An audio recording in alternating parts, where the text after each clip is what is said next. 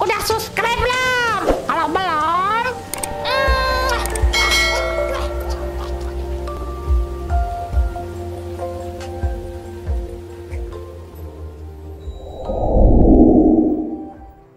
PTS Penilaian Tengah Semester Mata Pelajaran Bahasa Indonesia.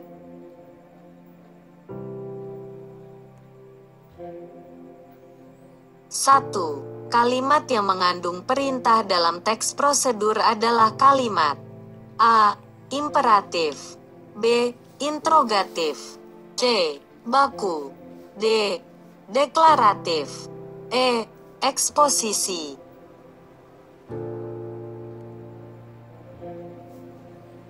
2. Berikut struktur teks prosedur yang tepat adalah A. Tujuan, langkah-langkah dan penegasan ulang, B. Pengantar, langkah 1, langkah 2, dan tujuan, C. Langkah 1, tujuan, langkah 2, dan simpulan, D. Langkah 1, langkah 2, dan tujuan, E.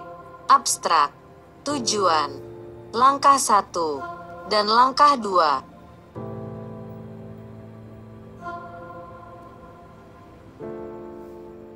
3. Berikut yang termasuk kaidah kebahasaan teks prosedur adalah A. Judul teks, koheren, informatif, terperinci, objektif, universal, logis, dan akurat.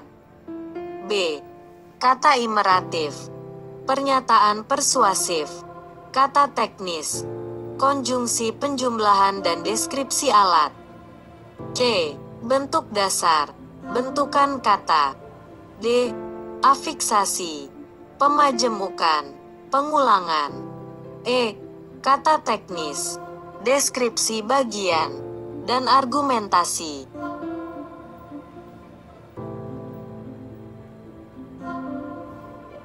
4. Perhatikan contoh teks prosedur berikut. 1. Siapkan pakaian yang akan dicuci. 2. Pisahkan pakaian putih dan berwarna. 3. Lepaskan bros, pin, dan peniti. Tarik resleting. Kaitkan pengait. Hal ini dilakukan untuk mencegah karat dan abrasi pada besi. 4. Tarik kantong baju ke posisi luar. Ratakan kaus kaki. Dan buka gulungan semua jenis pakaian. 5. Bilas sampai bersih. 6. Jemur di tempat yang teduh agar tidak mudah rusak. Makna kata abrasi pada teks tersebut adalah A. Kerusakan, B. Berkarat, C. Lusuh, D. Berdebu, E. Sobek.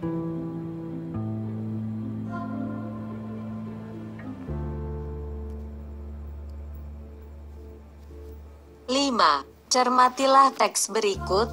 Batang pisang dikerap cukup dalam. Kemudian batang pisang dirobohkan pelan-pelan. Caranya, salah satu pelepah daunnya ditarik sampai hampir roboh. Tandanya pisang jangan sampai membentur tanah agar tidak rusak. Sebelum tandan dekat ke tanah, ujung tandan dipegang dengan tangan atau disanggah dengan alat yang telah disediakan. Kutipan teks tersebut merupakan bagian dari A. Cara memanen buah pisang, B.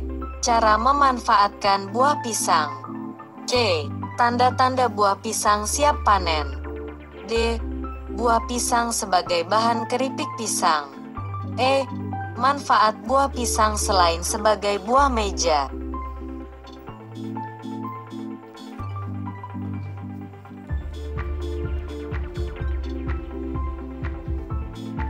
6. Bacalah teks prosedur berikut. Daun cincau disiapkan di ember, lalu siram dengan air mendidih. Selama penyiraman dengan air mendidih, daun diaduk-aduk dengan alat agar terjadi proses pelayuan yang merata. Air mendidih ini akan membuat daun yang semula keras dan kaku menjadi lemas dan tidak mengkilat. Air panas juga membantu proses penguapan. sehingga mengurangi aroma daun cincau. Kutipan tersebut adalah bagian isi yang menjelaskan tentang A. Pemilihan bahan pembuatan cincau. B. Bahan-bahan pembuatan cincau. C. Salah satu langkah pembuatan cincau. D. Perlengkapan untuk pembuatan cincau. E. Manfaat ekonomis pembuatan cincau.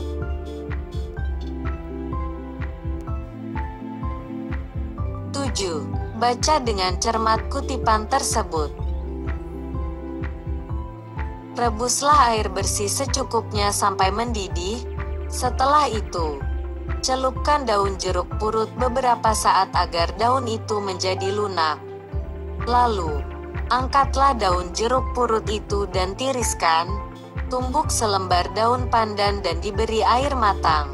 Setelah itu, peraslah untuk diambil airnya.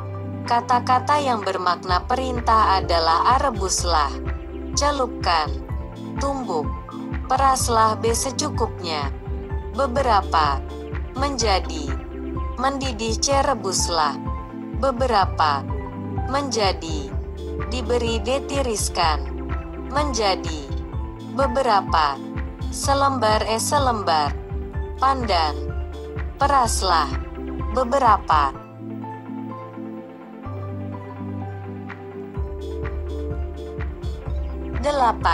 Cermatilah teks berikut. Siapkan baskom yang sudah dibersihkan. Cucilah daun cincau hijau yang baru dipetik. Masukkan dalam baskom. Kemudian lumatkan dengan tangan yang sudah bersih. Sambil dilumatkan, berilah air matang sedikit demi sedikit. Kemudian diremas, sehingga terasa lekat di tangan. Campurkan irisan daun pandan sewaktu pelumatan. Setelah terbentuk gelatin, cairan kental, disaring dan ditampung pada panik yang telah disiapkan. Pelumasan dan penyaringan diteruskan hingga gelatin tidak lekat lagi. Kata konjungsi dari teks prosedur di atas adalah A. Kemudian, sehingga, dan B. Siapkan, masukkan, campurkan. C. Kemudian, siapkan, disaring. D.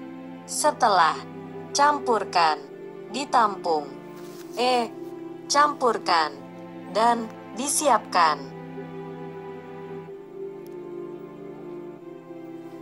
9. Teks prosedur kompleks memiliki struktur, yaitu A. Judul, tujuan, langkah-langkah. B. Judul langkah-langkah, tujuan. C. Judul langkah-langkah, penegasan ulang. D. Langkah-langkah, tujuan. E. Tujuan, langkah-langkah. 10. Berikut yang bukan merupakan ciri kebahasaan teks prosedur kompleks adalah A. Memiliki struktur tujuan langkah-langkah. B. Menggunakan verbal material. C. Lucu dan menarik. D. Menggunakan kalimat imperatif. E. Menggunakan kalimat partisipan manusia.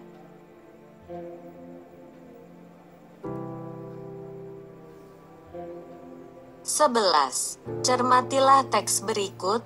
Tanaman selada sebenarnya tahan dalam keadaan segar selama beberapa waktu. Dengan catatan, pada saat menyimpan sebaiknya di tempat yang dingin. Caranya tempat itu ditaburi butiran atau remukan es. Pernyataan di atas adalah tahap kegiatan yang disebut A. Pembersihan. B. Pengelompokan. C. Pengemasan. D. Penyimpanan. E. Pemasaran.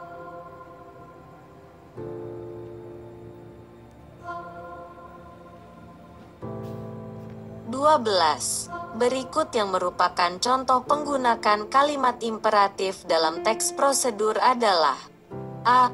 Siapkan pakaian yang akan dicuci. B. Bagaimana mendapatkan hasil yang maksimal. C. Sebaiknya teks prosedur ini lengkap. D. Haruskah diberi tali ikat pinggang untuk mencegah kekusutan? E. Kita boleh mencuci dengan cara lain.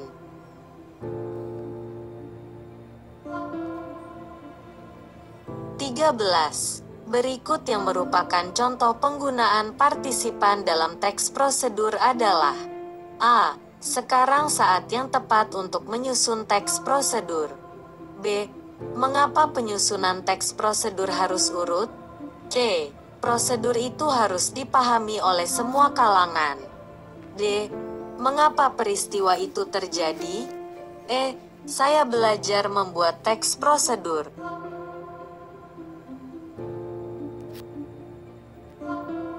14. Cermati kutipan teks berikut untuk mengolah sampah rumah tangga.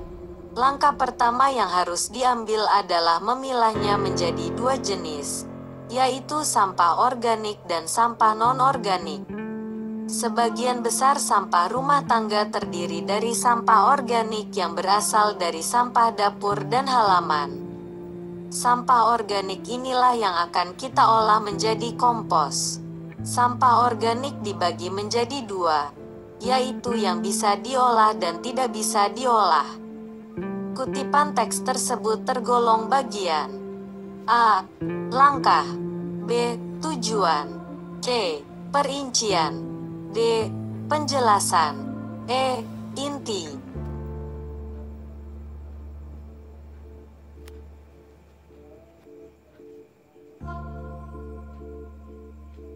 15. Berikut contoh kalimat pernyataan yang tepat adalah: A. Disebut teks prosedur karena menggambarkan prosedur tertentu. B. Prosedur harus diikuti oleh semua pembaca. C. Kita tidak boleh menyalahkan prosedur yang sudah dibuat. D. Prosedur dibuat oleh seorang ahli. E. Prosedur menggambarkan perilaku seseorang.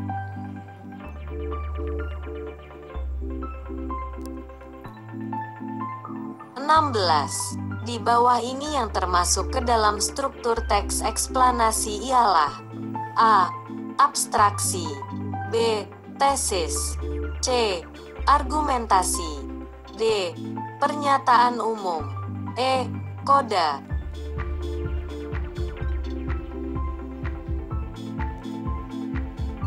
17. Karakteristik atau ciri dari teks eksplanasi ialah: A. Isinya memuat fakta, B.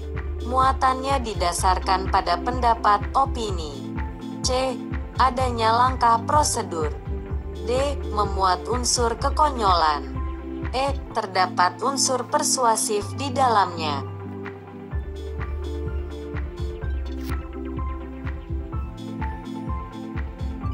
18. Berikut ini yang merupakan struktur teks eksplanasi adalah: A.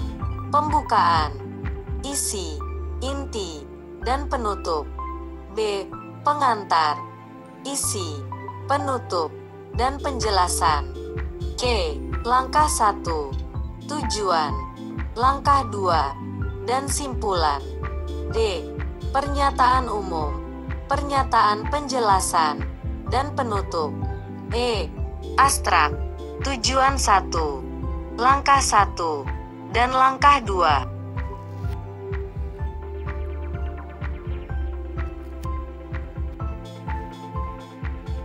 19. Perhatikan langkah-langkah menyusun teks eksplanasi berikut. 1. Tentukan kejadian yang hendak dijelaskan. 2. Cari referensi. 3. Mulailah menulis. 4. Gunakan tata bahasa yang baik dan benar. 5. Lakukan revisi jika diperlukan.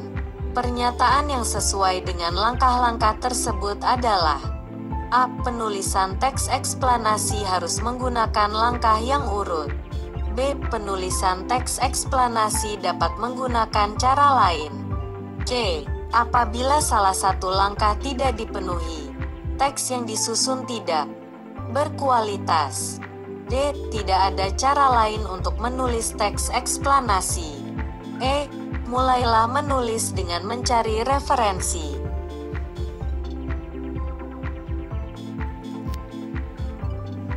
20. Cermati teks eksplanasi berikut. Bagaimana cara mendisiplinkan karyawan? 1. Tertibkan apel pagi. 2. Beri insentif sesuai profesinya. 3. Beri bonus sebagai penghargaan. 4. Gunakan tata bahasa yang baik dan benar. 5. Dibina secara kontinu. Berdasarkan strukturnya, perincian tugas pada teks eksplanasi tersebut adalah: A. Penjelasan umum. B. Penjelasan tugas. C. Penjelasan proses. D. Penutup. E. Perincian tugas.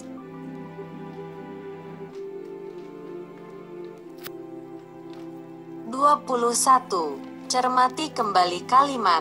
Beri insentif sesuai profesinya. Kalimat tersebut dapat dianalisis berdasarkan kaidah teks eksplanasi, yaitu menggunakan: A. Pertanyaan. Mengapa? B. Kata benda.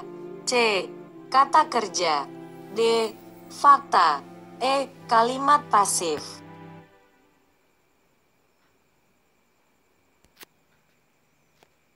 22. Perbedaan teks eksplanasi dengan teks lain terletak pada: A. Menjawab pertanyaan bagaimana dan mengapa.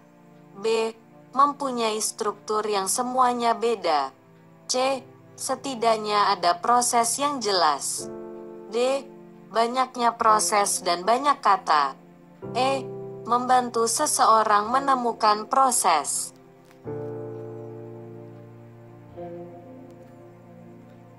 23. Contoh judul yang tepat untuk teks eksplanasi adalah: A. Bagaimana mungkin terjadi? B. Bagaimana balon bisa melayang di udara? C. Bagaimana mereka tahu? D. Bagaimana mencuci piring? E. Bagaimana menentukan cara lain?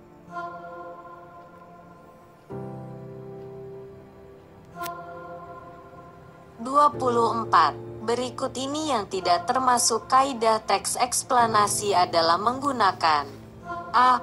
Kata benda yang bersifat umum. B. Kata kerja. C. Pernyataan mengapa dan bagaimana. D. Fakta. E.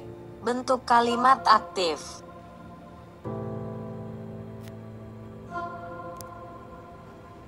A. Menyatakan hasil laporan observasi. 25. Teks eksplanasi bertujuan: B. Menyajikan hiburan. C. Menyajikan informasi berupa fakta secara jelas kepada pembacanya. D. Menjelaskan langkah-langkah dalam menghasilkan suatu hal. E. Memberi gambaran.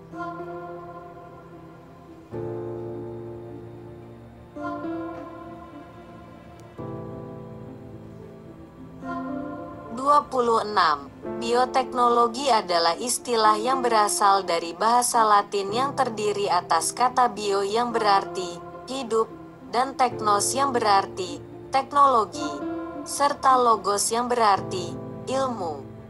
Selanjutnya, bioteknologi diartikan sebagai kajian ilmu terapan yang konsen terhadap rangkaian proses biologis dalam rangka menghasilkan barang dan jasa yang menerapkan prinsip sains. Perkembangan bioteknologi tak hanya didasarkan pada cabang keilmuan biologi saja, namun juga pada disiplin ilmu terapan lainnya semisal biologi molekuler, komputer, biokimia, genetika, kimia, mikrobiologis, matematika, dan lain sebagainya. Pernyataan di bawah ini yang sesuai dengan teks di atas ialah: A. Bioteknologi adalah cabang dari keilmuan biologi. B. Bioteknologi bukanlah keilmuan murni. C. Bioteknologi diciptakan untuk mencari keuntungan. D. Bioteknologi adalah hasil penerapan teknologi terhadap proses biologis. E. Peristiwa biologi yang menjadi dasar adanya perkembangan bioteknologi.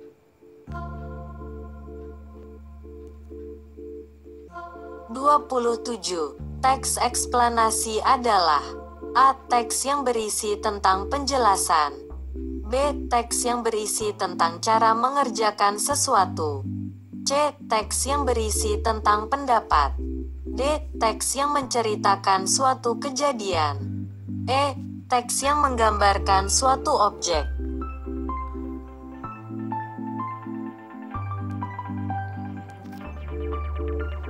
28. Tahap pernyataan umum berisi tentang A. Apa yang akan dijelaskan, B. Alasan-alasan penulis, C. Pendapat penulis, D. Penutup sebuah teks, E. Urutan peristiwa.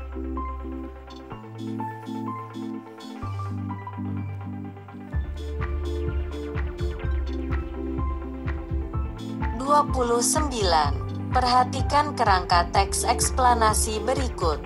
1. Proses terjadinya gempa bumi. 2. Penyebab terjadinya gempa bumi. 3. Definisi gempa bumi. 4. Akibat gempa bumi. 5. Simpulan gempa bumi. Jika dikembangkan menjadi sebuah teks eksplanasi, urutan kerangka yang tepat adalah A. 3, 1, 2, 4, 5, B. 1, 2, 3, 4, 5, C. 3, 4, 1, 5, 2, D. 2, 4, 5, 1, 3, E. 2, 5, 4, 1, 3.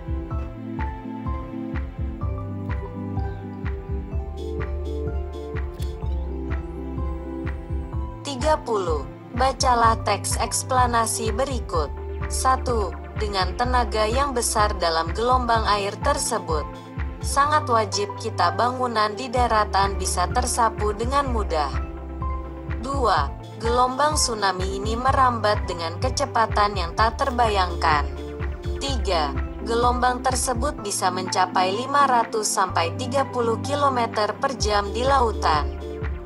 4. Pada saat mencapai bibir pantai, kecepatannya tersebut sudah bisa menyebabkan kerusakan yang parah.